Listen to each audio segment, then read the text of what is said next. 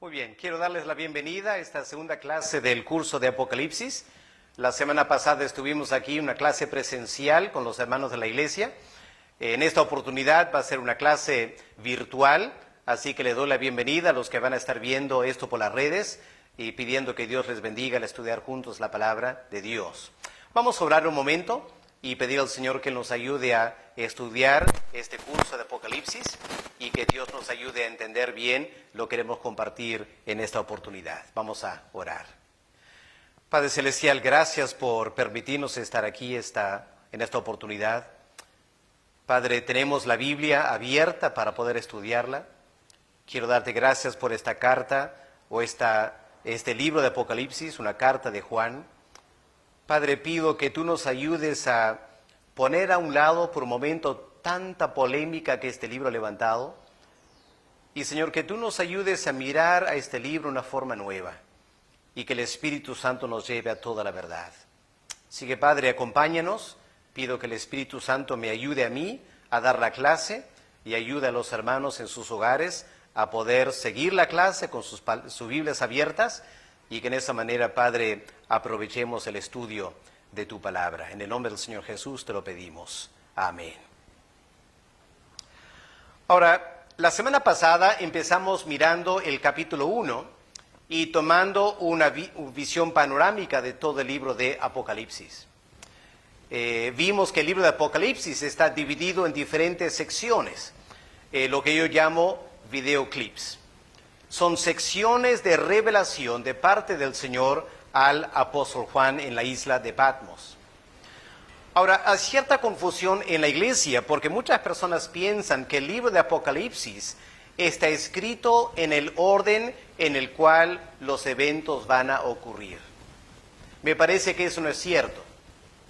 Me parece que el libro está escrito en el orden de revelación, es decir, el orden que el Señor Jesús le habló las cosas a Juan. Juan vio ciertas cosas y las escribió. Digamos, el día siguiente, el Señor le reveló otras cosas y Juan escribió la siguiente sección de Apocalipsis. Así que el libro está escrito en el orden de revelación. Lo que vamos a hacer en este curso es estudiar cada bloque y tratar de entender en qué momento histórico este videoclip se va a cumplir. Y al final, si queremos, podemos reordenar algunos capítulos del libro de Apocalipsis para ponerlo en el orden cronológico en el cual los eventos van a ocurrir.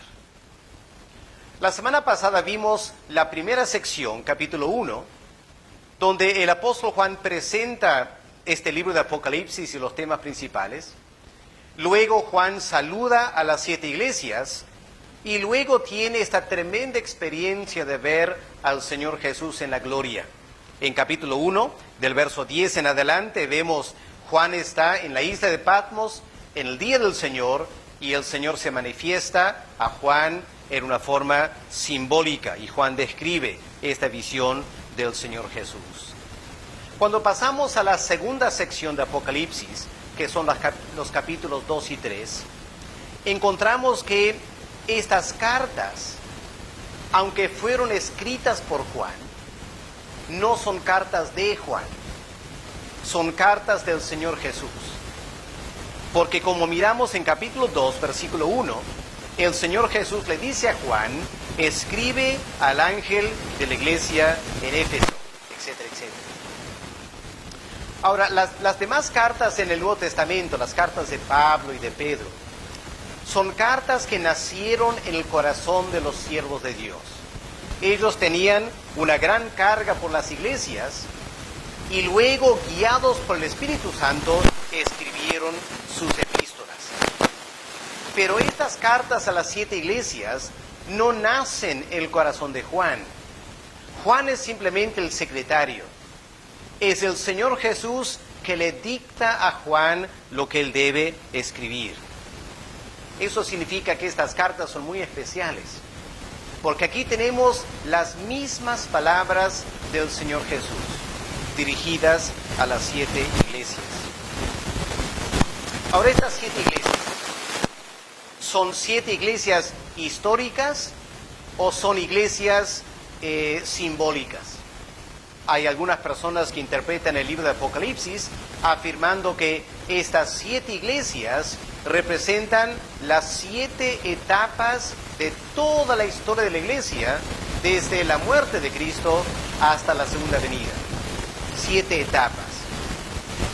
No comparto esa interpretación por 2 razones sencillas. En primer lugar, si tomáramos un mapa de Asia y ubicáramos la isla de Patmos y luego las 7 iglesias, vamos a encontrar algo muy interesante. La primera carta dirigida a Éfeso, la ciudad de Éfeso es la ciudad más cercana a la isla de Patmos. Así que el mensajero de Juan llevando el libro de Apocalipsis a las 7 iglesias, la primera iglesia a la cual va a llegar es la iglesia de Éfeso. Y luego, si ubicamos el mapa las 7 iglesias, vamos a ver que forman una suerte de círculo que traza la ruta que el mensajero va a seguir llevando este libro de Apocalipsis. Eso para mí confirma que Juan está escribiendo a 7 iglesias reales, históricas, con miembros de carne y hueso del primer siglo. La segunda razón por la cual no me parece convincente el argumento que estas cartas representan 7 etapas de la iglesia es que la verdad es que el mundo es tan grande que las iglesias en todo el mundo no están todas en la misma etapa. Por ejemplo, estamos ahora aquí en el Perú. Hace 100 años la iglesia evangélica no existía en Perú. Hace 100 años en Inglaterra la iglesia evangélica era tremendamente fuerte. Ahora estamos 100 años después. En Inglaterra la iglesia del Señor está totalmente quebrantada. Por cambios en la sociedad, el rechazo del evangelio, las iglesias en Inglaterra están muy decaídas y muy pobres. Pero aquí en Perú y en América Latina, las iglesias evangélicas están en su apogeo, están en tremendo crecimiento espiritual, tremenda vitalidad, enviando misioneros, etc.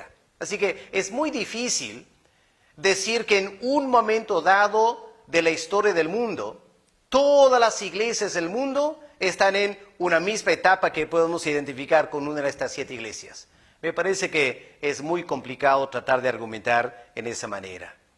Así que más factible es que estas cartas son cartas a iglesias históricas. ¿Pero por qué 7?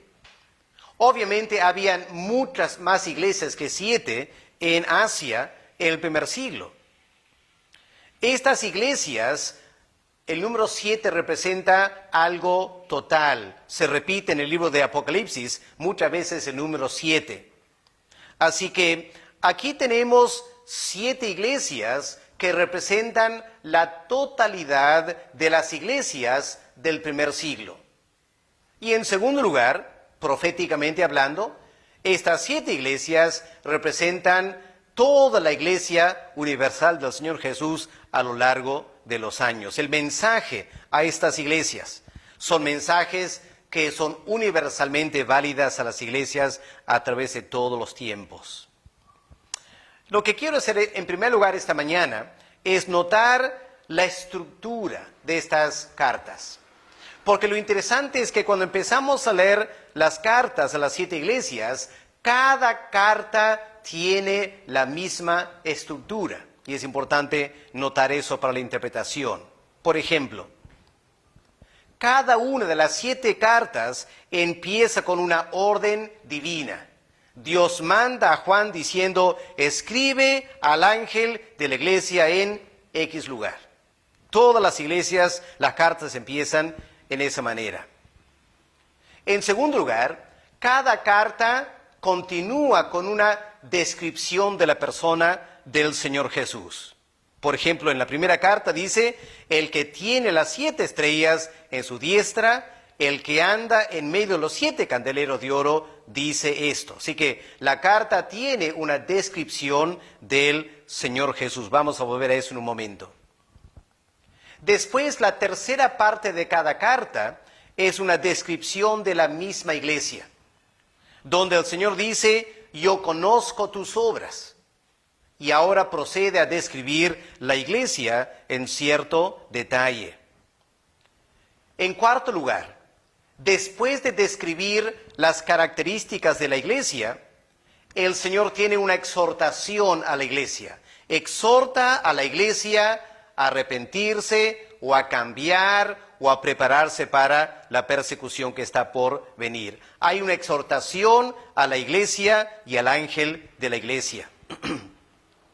Luego, en quinto lugar, tenemos una exhortación a prestar atención al mensaje del Señor. Cada carta tiene esta frase: el que tiene oído, oiga lo que el Espíritu dice a las iglesias. Así que esa es la quinta parte de cada carta. Y en sexto lugar, cada carta termina con una promesa divina. El Señor promete algo al ángel y a la iglesia si ellos obedecen a la palabra de Dios. Así que aquí tenemos estas 7 cartas a las 7 iglesias, donde tenemos una descripción de la iglesia y también tenemos una predicción de las cosas que están por venir más adelante para la iglesia del Señor Jesús. En términos generales, lo que estas cartas enseñan es la validez de la parábola del trigo y la cizaña. Se acordarán que el Señor Jesús una vez contó una parábola diciendo que el reino de Dios es como un hombre que siembra trigo en su chacra.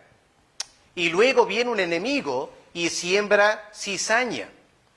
Y lo que está diciendo es que en el pueblo de Dios, en la iglesia visible, siempre va a haber un balance entre verdaderos creyentes y falsos creyentes. Y una de las lecciones grandes de estas 7 iglesias es que lo tenemos ilustrado claramente aquí. Las cartas indican la naturaleza de la iglesia, que en la tierra todavía es trigo y cizaña. Ahora vamos a mirar en más detalle esta estructura de las cartas de las 7 iglesias. Repito, en primer lugar, cada carta empieza con una orden divina, donde el Señor Jesús le manda a Juan escribir a cierta iglesia. Eso indica que Juan no escogió las iglesias a quien él quería escribir. Él conocía muy bien las iglesias. Seguramente Juan quizá tenía su preferencia a qué iglesia escribir, pero él escribe cartas a las 7 iglesias que el Señor Jesús mismo escoge. Y como dije al comienzo, estas cartas son muy interesantes porque son palabras del mismo Señor Jesús desde el trono en el cielo dirigido a las iglesias. En segundo lugar, lo que tenemos en estas cartas es una descripción del Señor Jesús. Ahora, lo interesante de la descripción de Cristo es que cada carta empieza con una descripción del Señor extraída del primer capítulo. Es decir, hay una relación muy estrecha entre la visión de Cristo en capítulo 1 y estas 7 cartas. Porque cada descripción de Cristo, Él toma un elemento de la visión en capítulo 1 y la aplica al contexto de la iglesia a la cual está escribiendo. Permítanme mostrarles estas descripciones y la relación que guardan con el primer capítulo. En capítulo 2, verso 1, tenemos esta descripción. El que tiene las 7 estrellas en su diestra, el que anda en medio de los 7 candeleros de oro. Ahora, si miramos en capítulo 1, vamos a ver que esto viene del versículo 12, por ejemplo. El versículo 12 del capítulo 1 habla de 7 candeleros de oro. Y en medio de los 7 candeleros de oro está el Señor Jesús con semejanza de hijo de hombre. O versículo 16 del capítulo 1. Dice que el Señor tiene en su diestra 7 estrellas. Así que en esa manera, en la primera carta a Éfeso, el Señor toma esta parte de la visión en capítulo 1 y la aplica a la iglesia en Éfeso. Si vamos a la segunda carta, a Esmirna, versículo 8, el Señor se describe como el primero y el postrero, el que estuvo muerto y vivió. Y si comparamos eso con versos 17 y 18 del capítulo 1, vamos a ver que guarda bastante relación, porque en versículo 17 el Señor dice a Juan, no temas, yo soy el primero y el último. En la carta de Esmirna dice el primero y el postrero. En versículo 18 del capítulo 1 dice, el que vivo y estuve muerto, mas he aquí que vivo por los siglos, que es lo que tenemos en versículo 8 del capítulo 2. Así que otra vez guarda una estrecha relación. La tercera carta, Pérgamo. ¿Cuál es la descripción de Cristo aquí? Dice versículo 12, el que tiene la espada aguda de dos filos, dice esto. Y en capítulo 1, verso 16, leemos de una espada aguda de dos filos que salía de su boca. Si pasamos a la cuarta carta, la carta a Tiatira, en versículo 18, habla del Hijo de Dios, el que tiene ojos como llama de fuego y pies semejantes al bronce bruñido.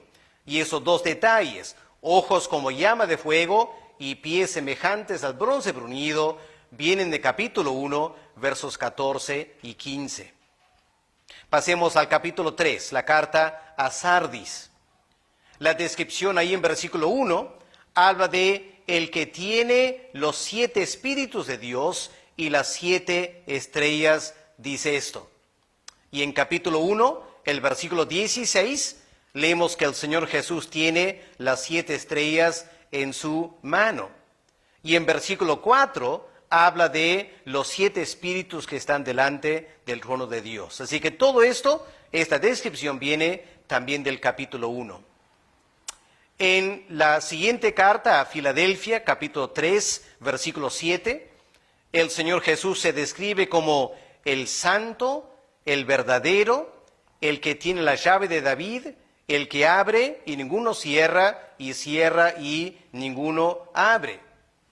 Y esto de la llave de David, etcétera, lo tenemos en capítulo 1 y el versículo 18, cuando habla de yo tengo las llaves de la muerte y del Hades. Finalmente, la carta a la Odisea describe al Señor como el Amén, el testigo fiel y verdadero, el principio de la creación de Dios. Ahora, esta descripción de Cristo no viene de la visión en sí, sino viene de la introducción en capítulo 1, versículo 5 y versículo 8, donde Juan describe al Señor Jesús usando frases como el primogénito de los muertos, el soberano rey de la tierra, etc. Así que es muy interesante notar cómo cada descripción de Cristo en las 7 iglesias viene del capítulo 1. ¿Por qué es importante notar eso? Porque empezamos a observar que el libro de Apocalipsis no está escrito al azar. Hay una tremenda estructura interna en el libro que nos va a ayudar a entender y interpretar correctamente el libro. En este caso, lo que estamos viendo es lo siguiente. En capítulo 1, el Señor se presenta a sí mismo. Recordemos que el tema principal de Apocalipsis es una revelación de la gloria del Señor Jesús. Él revela esa gloria en capítulo 1. Y luego en capítulos 2 y 3, al escribir a las 7 iglesias, el Señor va desglosando esa gloria suya y la va repartiendo, por decirlo así, entre cada una de las 7 iglesias. Y eso nos ayuda a integrar capítulo 1 con capítulos 2 y 3. Lo que el Señor está diciendo a cada iglesia es lo siguiente. Entiendan bien, el Señor de la iglesia es el Señor de la gloria. Y ustedes tienen que responder bien al mensaje del Señor por quien Él es. Ahora, una vez que el Señor se ha descrito a sí mismo, la siguiente estructura de cada carta es: el Señor habla de cómo es la iglesia. Introduce eso con estas palabras: yo conozco tus obras. Cada carta dice eso: yo conozco tus obras. Eso nos enseña que el Señor Jesús conoce la realidad de cada iglesia. Él tiene las iglesias en sus manos. Él se pasea entre las iglesias y por lo tanto Él conoce perfectamente bien lo que está pasando en cada congregación. Lo triste en estas 7 cartas es que mayormente el Señor tiene que señalar cosas negativas en las iglesias. Hay una sola iglesia que no recibe ninguna crítica. Es la carta a la iglesia en Esmirna. Y hay una iglesia, la Odisea, donde el Señor no tiene nada bueno que decir de la iglesia. Pero las demás 5 iglesias tienen una mezcla de cosas buenas y cosas negativas. Y creo que si miramos a nuestras iglesias locales donde somos miembros, vamos a ver algo muy parecido. Cada congregación tiene cosas buenas y cada congregación tiene cosas negativas. Si bien es cierto, nosotros como miembros conocemos esa realidad, mucho más importante es que el Señor conoce la realidad de cada iglesia. Y debemos desafiarnos pensando que el Señor Jesús quisiera que mejoremos la vida de cada congregación. Ahora, después de describir las obras de cada iglesia, el Señor ahora exhorta a la iglesia a cambiar a la luz de las cosas que está diciendo acerca de esa iglesia. Por ejemplo, en capítulo 2, versículo 5, el Señor dice: recuerda pues de dónde has caído y arrepiéntete y haz las primeras obras. Así que en la mayoría de las iglesias, el Señor tiene que enviar una exhortación al arrepentimiento. Lo que el Señor quiere es que cada iglesia se arrepienta de las cosas negativas que tiene en ella. La única iglesia donde no hay una cosa negativa es Esmirna, y aquí la exhortación del Señor no es al arrepentimiento, obviamente, sino a la valentía para enfrentar la persecución que está por venir. Luego, la quinta parte de cada iglesia es una exhortación a prestar atención. Y aquí quiero que ustedes noten con mucho cuidado un detalle. Miren en sus Biblias el versículo 7 del capítulo 2. ¿Qué dice ahí? El que tiene oído, oiga lo que el Espíritu dice a las iglesias. Noten eso, interesante. A las iglesias. No dice al ángel de la iglesia, o no dice a la iglesia en Éfeso. Al fin de cada carta, el mensaje es: escucha lo que el Espíritu dice a las iglesias. ¿Cuál es la importancia de eso? En primer lugar, noten qué es lo que el Espíritu dice a las iglesias. Esto es interesante porque, como dije al comienzo, es el Señor Jesús dictando la carta a Juan. Pero al fin de cada carta es el Espíritu hablando.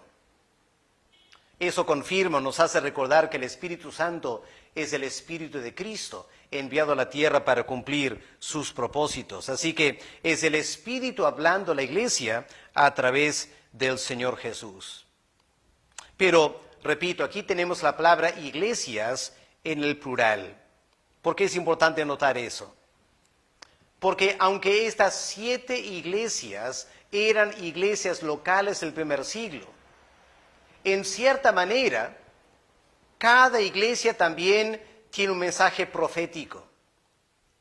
Porque lo que está pasando en cada una de estas 7 iglesias es lo que va a pasar o puede pasar a las iglesias a lo largo de los años. Por ejemplo, la primera iglesia, Éfeso, lo que pasó ahí fue que perdieron el primer amor.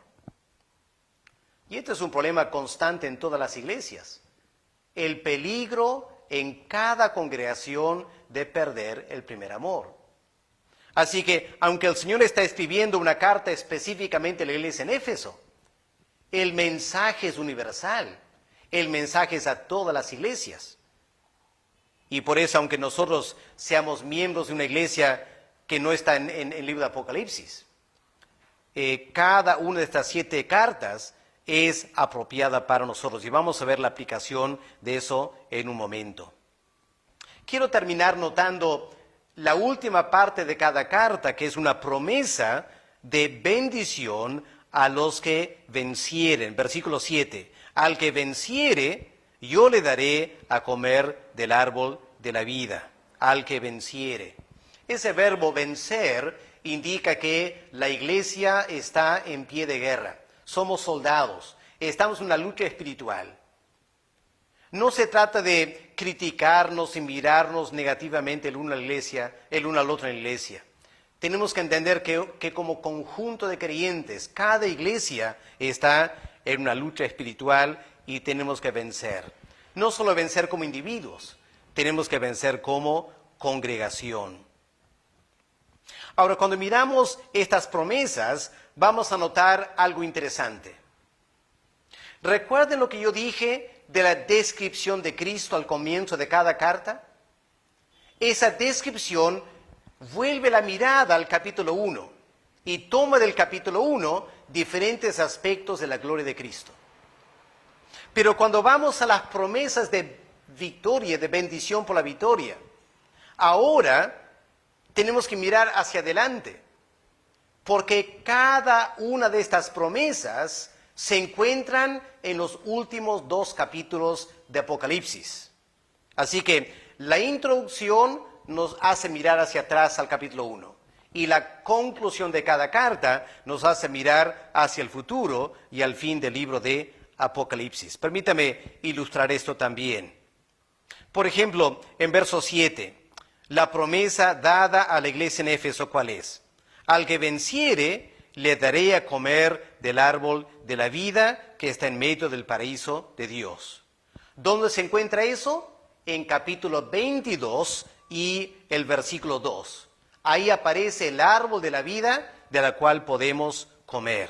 Así que la promesa nos invita a mirar hacia adelante al capítulo 22. Si vamos a la segunda carta, Esmirna, versículo 11. ¿Cuál es la promesa para la victoria en Esmirna?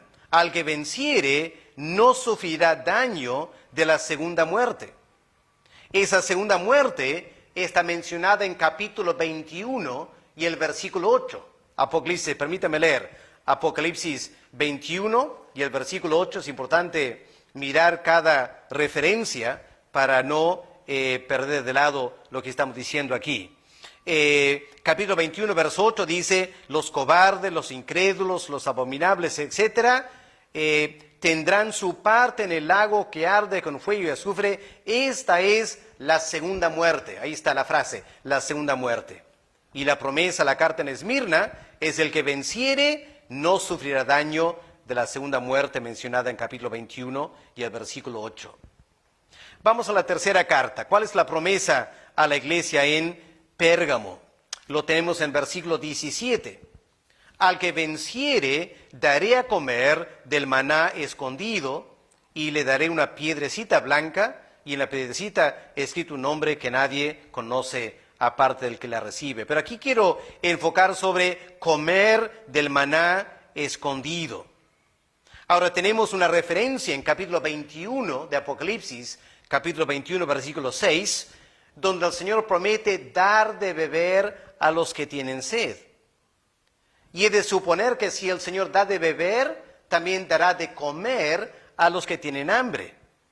Y esa comida bien podía ser los frutos del árbol de la vida, que está en capítulo 22 y el versículo 2. Así que otra vez hay una relación con el fin de Apocalipsis. Queda el mensaje a la iglesia en Tiatira. Capítulo 3, tenemos la promesa de vencer en versículo 26. Al que venciere, yo le daré autoridad sobre las naciones, la regirá con vara de hierro, serán quebrantadas, y al final yo le daré la estrella de la mañana, esta estrella de la mañana. La encontramos en capítulo 22 y el versículo 16. El Señor Jesús es la estrella resplandeciente de la mañana.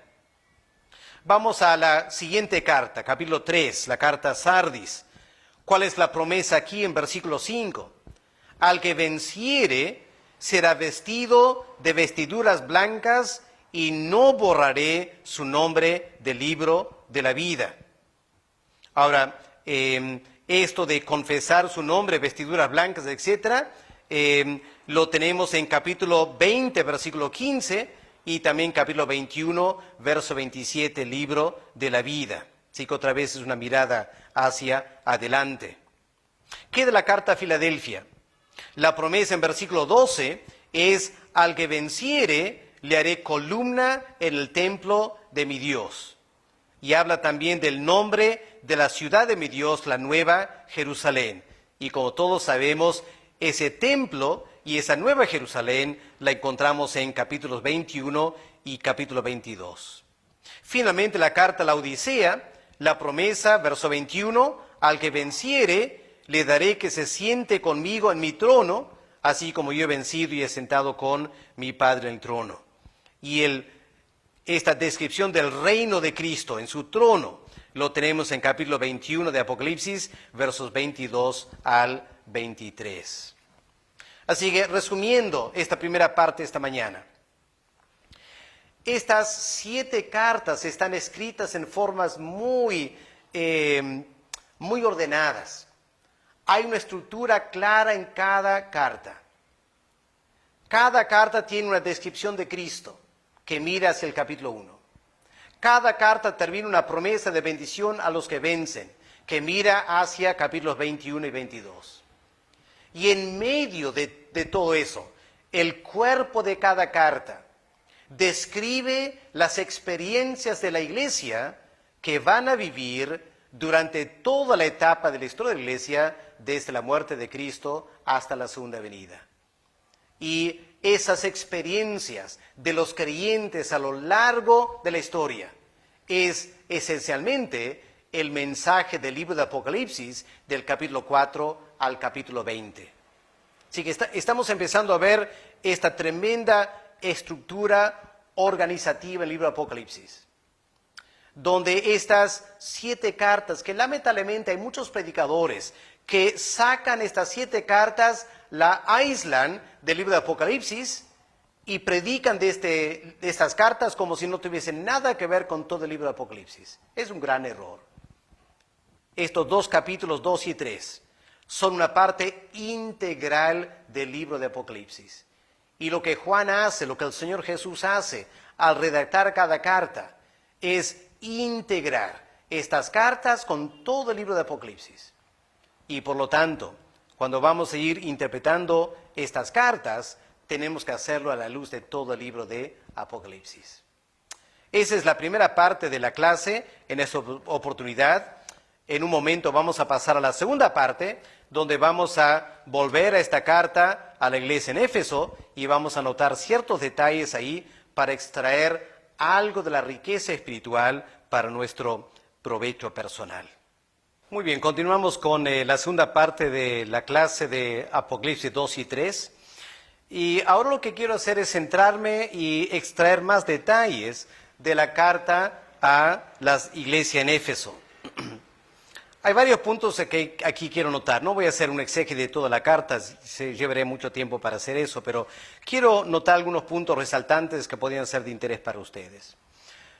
Una primera pregunta que hay que hacer es, esta carta está dirigida al ángel de la iglesia. ¿Quién es el ángel? ¿Y por qué se escribe la carta al ángel? Ahora, hay que tener cuidado con la palabra ángel, porque algunos lo toman literalmente y empiezan a decir que cada congregación tiene un ángel, un ser espiritual en particular que lo cuida. Eso claramente no es lo que la Biblia está diciendo. En la Reina Valera, como en muchas versiones, lo que tenemos es más que una traducción, tenemos una transliteración. Es decir, la palabra en griego se pone en español sin cambiar la palabra. Porque el término aquí es ángelos en griego, ángelos. Pero la palabra ángelos, ¿qué significa? Significa mensajero. La palabra ángelos se aplica a los seres espirituales que llamamos ángeles, porque ellos son mensajeros de Dios aquí en la tierra. Pero la palabra ángelos en griego originalmente no significa seres espirituales que vienen de Dios a la tierra. La palabra ángelos en griego simplemente significa mensajero. Así que sería mejor traducir Apocalipsis 2, versículo 1, escribe al mensajero de la iglesia en Éfeso. ¿Ok? Mensajero. Claramente es una carta dirigida a una persona, un ser humano. Sabemos que en la iglesia primitiva el orden de liderazgo era ancianos y diáconos. La segunda carta de Pablo a Timoteo da a entender que entre los varios ancianos a veces se podía remunerar a uno y tenía mayor responsabilidad sobre los demás. Lo que hoy en día llamamos el pastor de la iglesia. Así que parece que cada carta está escrita al pastor de la iglesia, o más correctamente, al anciano principal de cada congregación. Así que las cartas en sí no están escritas a la congregación, sino al líder de la congregación. Escribe al ángel de la iglesia. Ahora, ¿por qué? En primer lugar, porque ese líder de la congregación, sea el pastor o el anciano, él representa delante de Dios a toda la congregación. Es como el sacerdote para la congregación. Él es llamado a liderar esa iglesia. Y por lo tanto, al dirigirse al líder de la iglesia, el Señor se está dirigiendo a la iglesia que Él representa. En segundo lugar, obviamente este anciano o este pastor estaba liderando la iglesia. Él era la persona responsable por la buena marcha de la iglesia. Así que cuando el Señor quiere efectuar cambios en la congregación, el Señor escribe al líder. El líder es responsable por los cambios en la iglesia. Tercer lugar, el Señor envía la carta al líder de la iglesia, porque en los planes y en los propósitos de Dios, el líder de la iglesia juega un papel fundamental en la buena marcha de la congregación. En otras palabras, cada iglesia es un reflejo de liderazgo. Entonces, si en una iglesia las cosas no están marchando bien, es porque el liderazgo no está marchando bien, en cierta manera. Con eso no quiero decir que todos los problemas en las iglesias se deben al pastor. Pero indudablemente hay una relación entre la condición espiritual de la iglesia y la condición espiritual del pastor. Si el pastor es un hombre lleno del poder de Dios y un hombre sencillo, un hombre tremenda piedad espiritual, lo más probable es que la iglesia va a tener esas cualidades. Pero si el pastor es un hombre arrogante, déspota, espiritualmente frío, lo más probable es que la iglesia va a reflejar eso.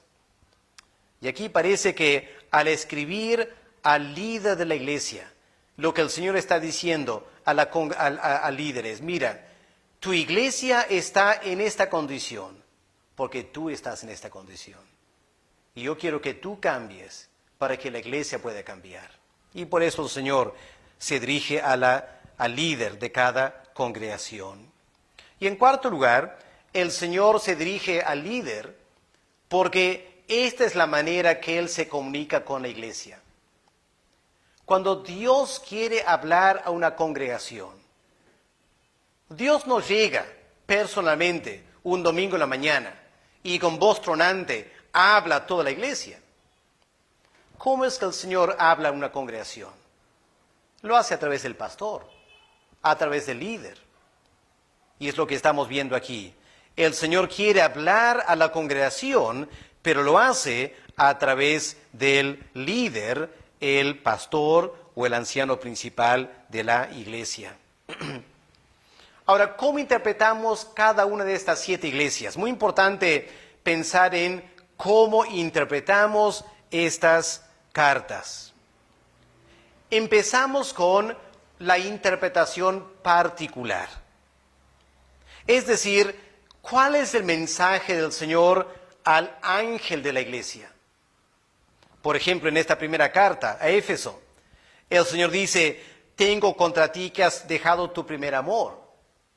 Bueno, ¿quién ha dejado el primer amor? El ángel de la iglesia, el pastor. Entonces, primero leemos estas cartas para ver cuál es el mensaje del Señor a ese líder en particular. Pero luego también hay que pensar el mensaje universal. ¿Qué es lo que esta carta, cualquiera de las cartas, qué es lo que Dios está diciendo a la iglesia en general? Y digo eso porque, como acabo de mencionar antes, cada carta termina con el Espíritu hablando a las iglesias. Así que cada carta tiene un mensaje particular al líder y cada carta también tiene un mensaje universal a cada congregación. Así que, por ejemplo, no importa a qué iglesias perteneces en este momento.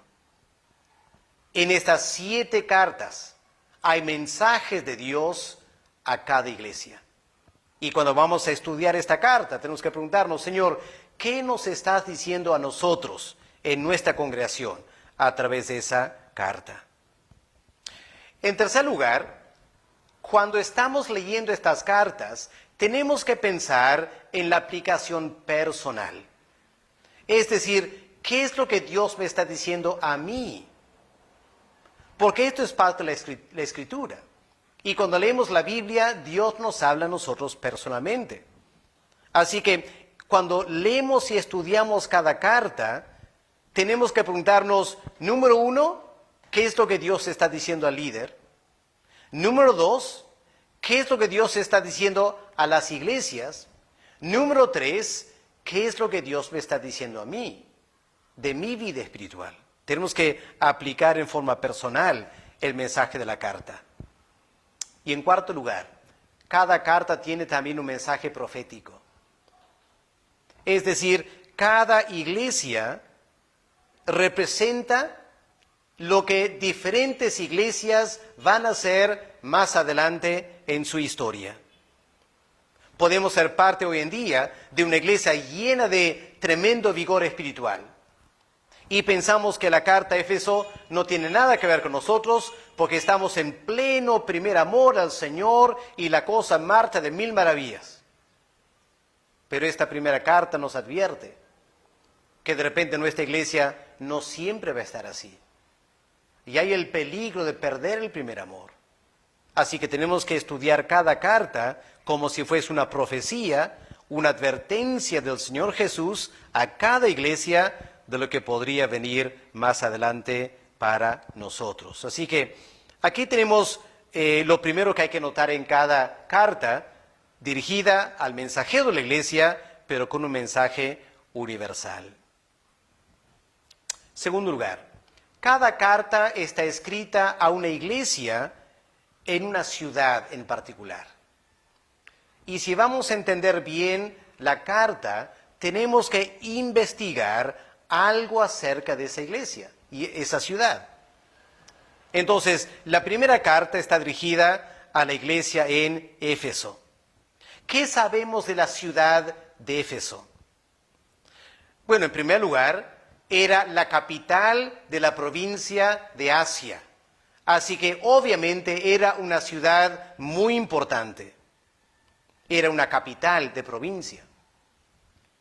Pero en segundo lugar, era un tremendo centro comercial.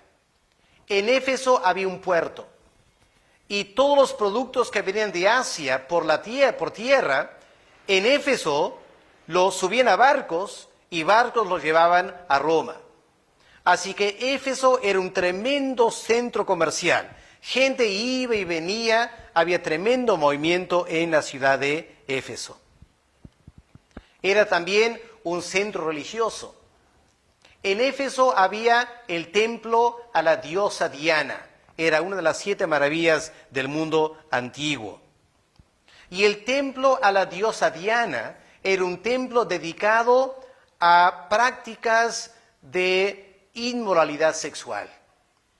Y por lo tanto, en una ciudad que era un puerto, donde habían muchas sacerdotisas que eran prostitutas por la noche, uno se imagina el tremendo desenfreno que había en la ciudad de Éfeso. Pero también era un centro de ocultismo. En Éfeso habían muchos brujos, muchos curanderos. Cuando la gente quería algo de la magia negra, iban a Éfeso. Los arqueólogos han descubierto lo que se llaman las cartas de Éfeso. Las cartas de Éfeso, nada que ver con esta carta en Apocalipsis. La carta de Éfeso era, supongamos que tú vivías en Colosas y tenías una tienda y a una cuadra tenías un competidor y tú querías hacerle la guerra a ese competidor. ¿Qué hacías? Agarrabas una prenda de ese enemigo tuyo en Colosas, los llevabas a Éfeso, te buscabas un brujo y el brujo ahí hacía su magia negra y te daba un documento. Y a través de ese documento maldecías a tu vecino en Colosas. Así que gente viajaba de todo el mundo a Éfeso para poder tener estas cartas de Éfeso, para poder maldecir y maltratar a personas que eran sus enemigos. Ahora, fue en el tercer viaje misionero que el apóstol Pablo llega a esta tremenda ciudad de Éfeso. Y Pablo queda en Éfeso 3 años y establece una iglesia pujante, una iglesia llena de tremendo poder espiritual gracias al Señor. Así que esta iglesia en Éfeso había tenido el privilegio de tener el ministerio de Pablo por 3 años. Y era una iglesia bien firme, bien establecida en su vida espiritual. Vamos a ver qué significa eso en un momento. Pero ¿cuál es el mensaje del Señor a la iglesia en Éfeso o al ángel de la iglesia en Éfeso? Miren lo que leemos al comienzo, la descripción de Cristo. Dice, el que tiene las 7 estrellas en su diestra y el que anda en medio de los 7 candeleros de oro. ¿Qué son estas 7 estrellas? En capítulo 1 vimos que en la visión de Cristo, Él tenía 7 estrellas en su mano. La explicación es muy clara, está en versículo 20 del capítulo 1. Versículo 20 dice, el misterio de las 7 estrellas que has visto en mi diestra es la siguiente. Las 7 estrellas son los 7 mensajeros, pastores, ancianos de las 7 iglesias. Y aquí el Señor dice al ángel de la iglesia en Éfeso, el Señor dice, mira, el que te está enviando esta carta es el que tiene las 7 estrellas, los 7 pastores en su diestra. Quiero que notemos 2 detalles. En primer lugar, el verbo tener, el que tiene las 7 estrellas. El verbo en griego es el verbo krateo. De repente lo puede escribir aquí en la pizarra. El verbo krateo.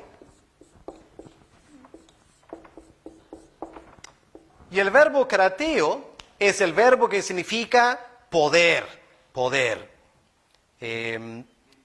Por ejemplo, en Mateo 14, el versículo 3, dice que Herodes arrestó a Juan y lo prendió. Ahí el verbo prender es krateo. Es decir, Juan el Bautista termina en las manos poderosas del rey Herodes, del cual no se escapó. Hay otros usos también de este verbo krateo en los evangelios.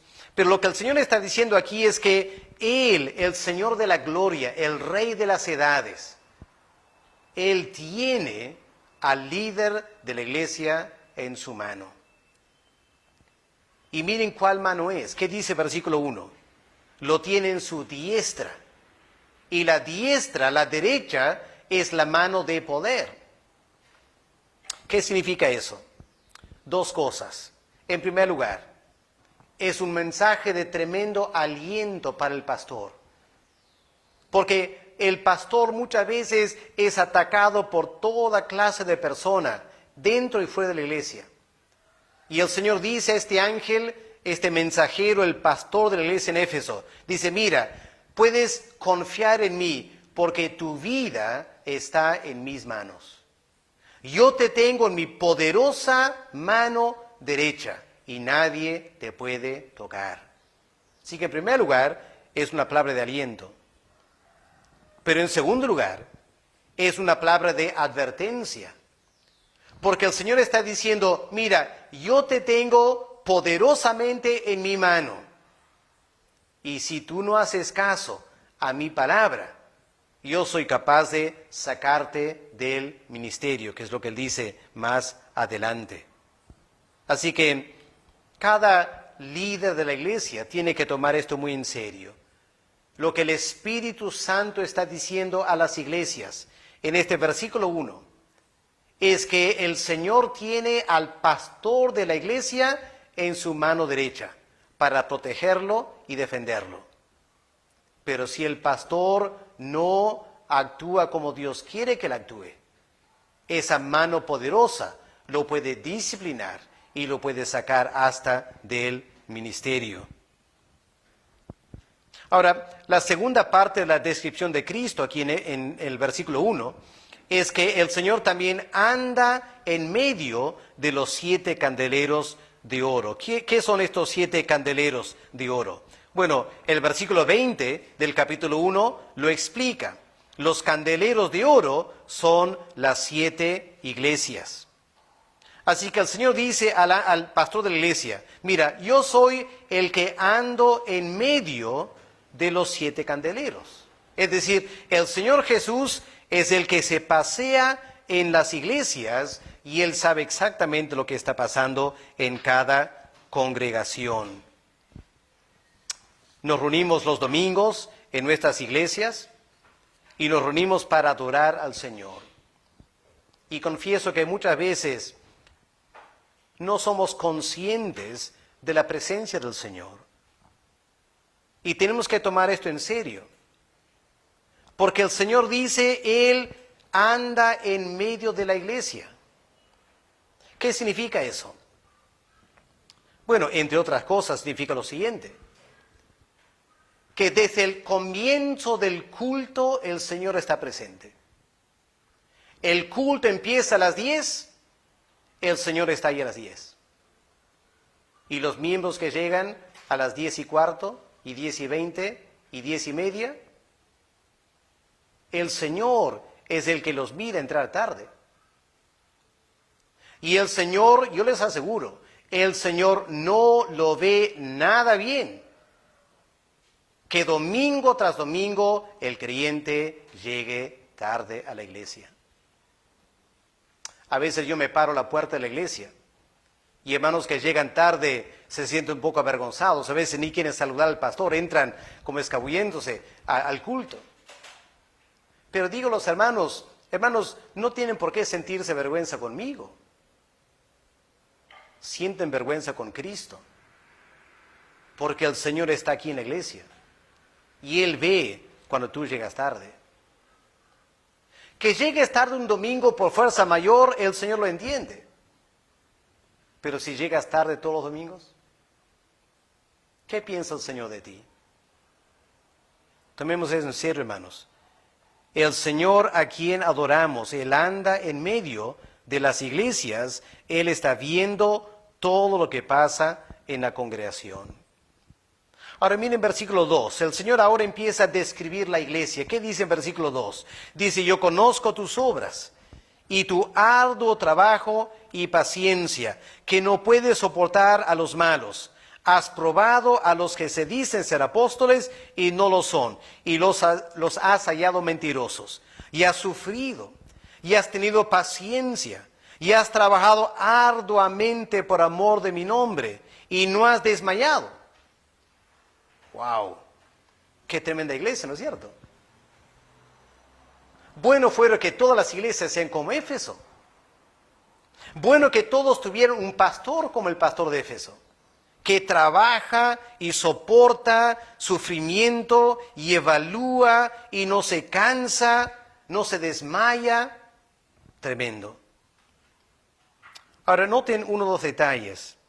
En primer lugar, en versículo 2, cuando dice, yo conozco tu arduo trabajo. La palabra en griego aquí para arduo trabajo es la palabra kopos. Y la palabra kopos significa un trabajo tan cansador que te deja exhausto al fin del día. Y el Señor se dirige a este anciano, a este pastor, y le dice, yo conozco muy bien tus obras, yo conozco muy bien tu trabajo. El Señor dice, yo sé que todas las noches tú llegas a la cama totalmente exhausto, porque trabajas y trabajas y trabajas y trabajas. Yo sé todo eso, yo lo estoy mirando.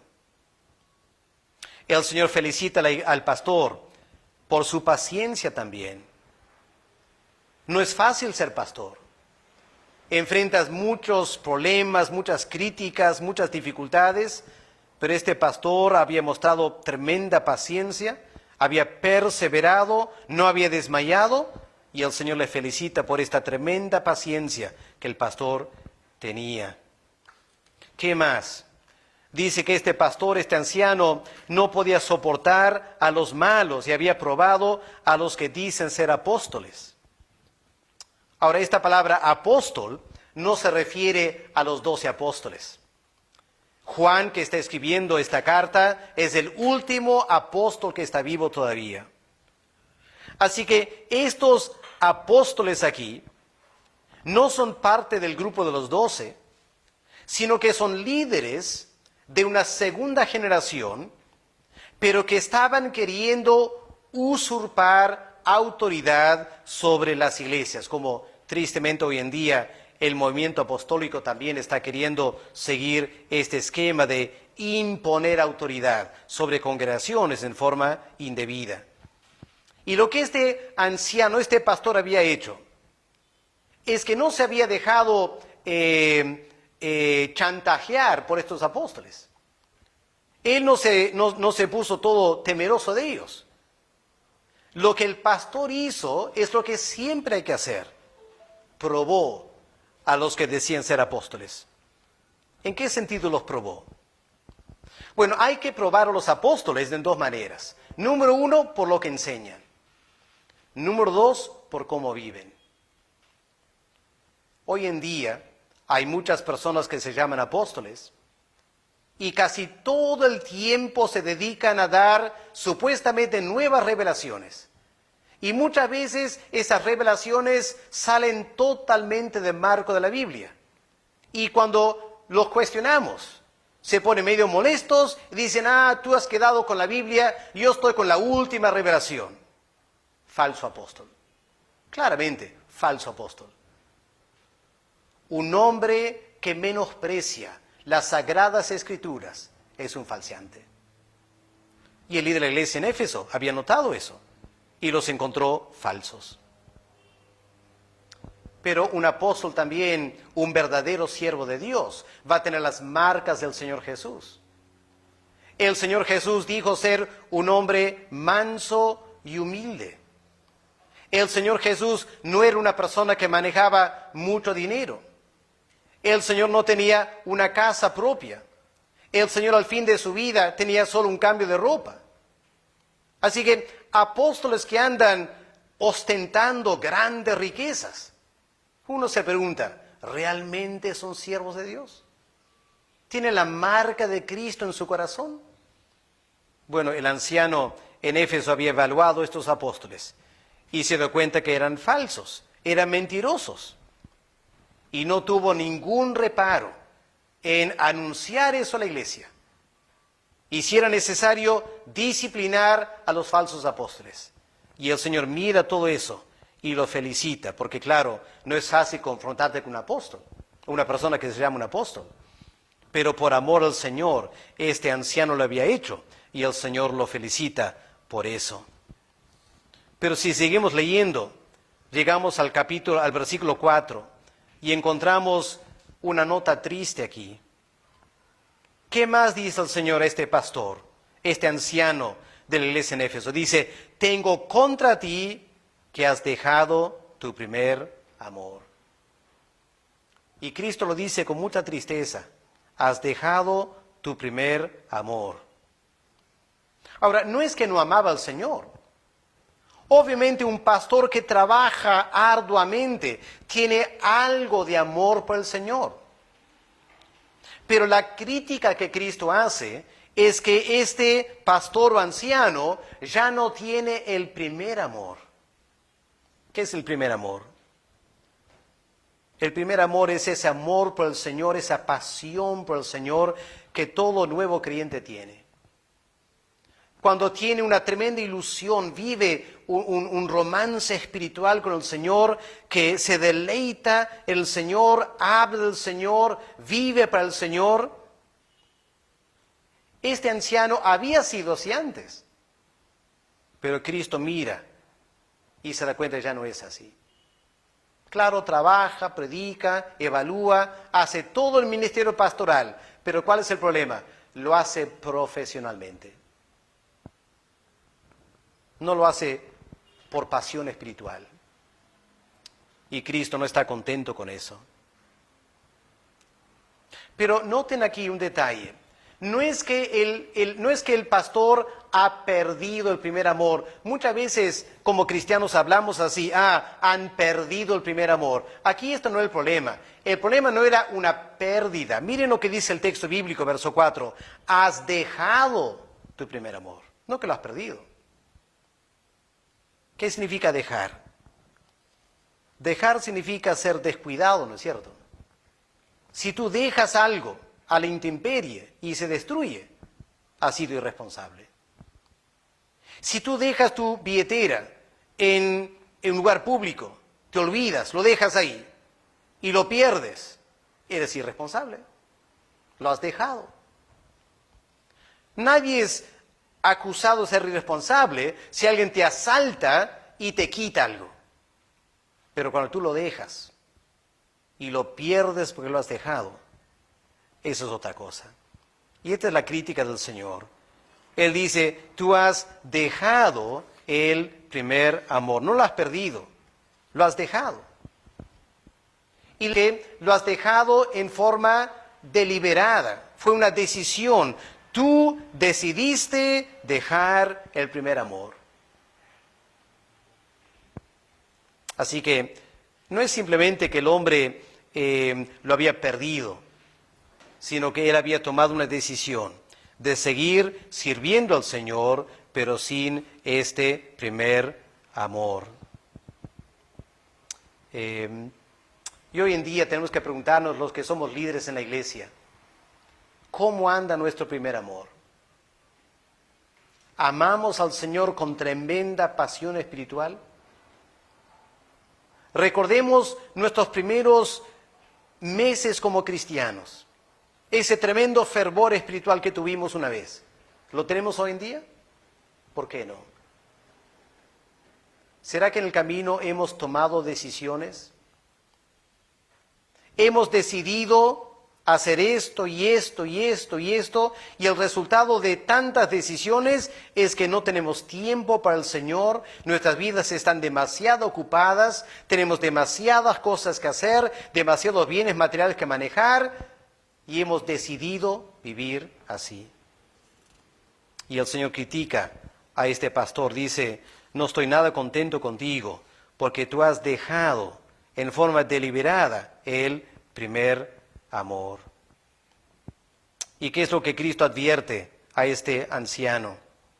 Dice versículo 5, recuerda por tanto de dónde has caído y arrepiéntate y haz las primeras obras, porque si no vendré pronto a ti y quitaré tu candelero.